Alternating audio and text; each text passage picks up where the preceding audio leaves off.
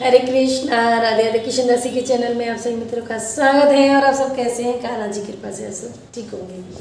कार्तिक मास 20वां दिन 20वां अध्याय है और मैं स्टार्ट करती हूँ। वीडियो पसंद आ जाए तो लाइक शेयर कमेंट जरूर से करना। और क्योंकि इसमें 35 अध्याय हैं तो अगर हुआ तो मैं 2-2, 3-3 अध्याय एक साथ भी पढ़ सकती हूँ। तो कोशिश करूँगी आपको जैसे 2-3 अध्याय एक साथ सुना दूँ तो स्टोरी कंप्लीट हो जाती है। तो देखती हूँ आज तो 20वां अध्याय ही पढ़ूंगी। ठीक है।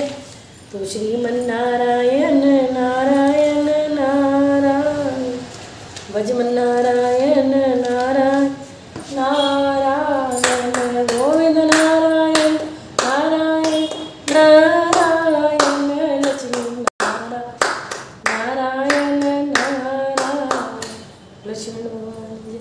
और मुझे कमेंट आया था कि आप श्रृंगार दर्शन क्यों नहीं करवा रहे हो। स्टार्ट करूँगी बहुत जल्दी, लेकिन अभी सामान सब पैक है। जो भी ड्रेस में बाहर अभी फिलहाल वो पहना रही हूँ। सर्दी के कपड़े भी निकालने हैं, इसलिए अभी टाइम लगने वाला है। तो मैं ये मेरी रूटीन चल रही है, मैं यही कर रही हूँ, मेरे लिए वो भी बहुत है। तो आप ज़रूर से सुनना, थोड़ा पेशेंस रखना। तबीयत भी ऐसी चल रही है, बहुत दिन हो गए, अभी तक भी आराम नहीं है। बट वीडियो आती रहेगी आपके पास जैसे भी हो। तो जय श्री राधे। मैं स्टार्ट करती हूँ। नारद जी कहने लगे कि राजा पृथु, जो कार्तिक कृष्ण अमावस्या को दीपावली करता है वह कभी दरिद्री नहीं होता। इस संबंध में एक इतिहास सुनो। थुरसेन देश में सत्य शर्मा नाम का एक अत्यंत दरिद्री ब्राह्मण रहता था। उसके मन में सदैव यही लालसा बनी रहती थी कि यदि मेरे पास धन हो तो मैं उसे धनादित कार्यों और धार्मिक कार्यों में व्यय करूं। इसके लिए वह सदैव विष्णु का पूजन किया करता था। वह जो कुछ कमाता सब व्यय हो जाता, यानी खर्च हो जाता। तब इस दरिद्रता निवारण का उपाय पूछने पर एक विद्वान ने उसे बताया कि तुम धन की प्राप्ति के लिए शिव जी की आराधना करो। तब से वह शिव जी का उपासक बन गया।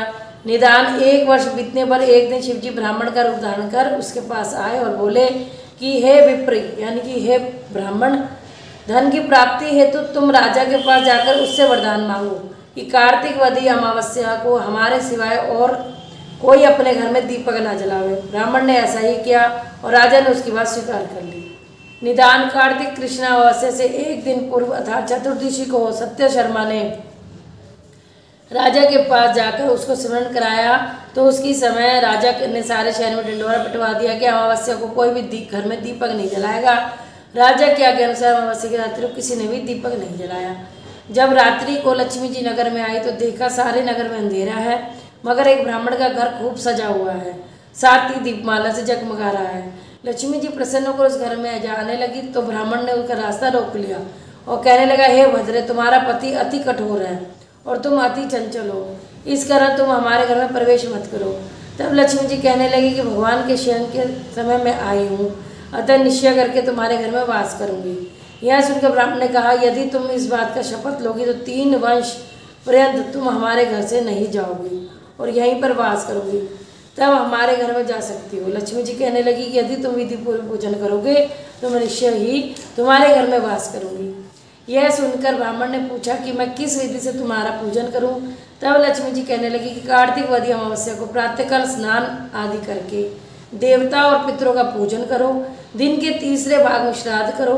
अनेक प्रकार के सुंदर पकवानों से ब्राह्मणों को भोजन कराओ और 2 समय में दीपमाला करो। अपने घर में तुलसी के स्थान पर, ब्राह्मण के घर में, देव मंदिर में, चौराहे पे, शमशान तथा गौशाला में दीपक जलाओ। जैसे पतिव्रता स्त्री पति के पहले जागती है वैसे ही मैं भी भगवान के जागने से 12 रोज पहले जागती हूँ। इस दिन बाल, वृद्ध तथा रोगी के सिवाय और कोई भोजन ना करे।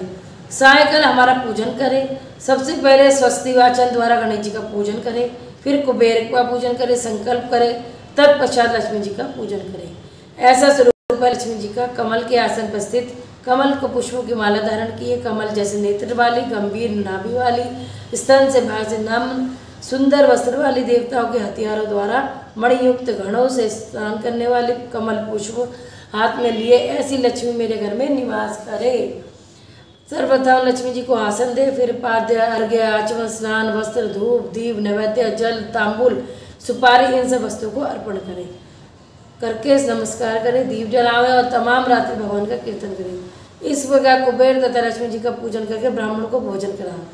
तत्पश्चात बंधु बांधव से श्राप भी भोजन करें सहित आप भी भोजन करें। सत्य शर्मा ने विधिवत इसी प्रकार किया, जिससे उसका बहुत सा धन धान्य हो गया।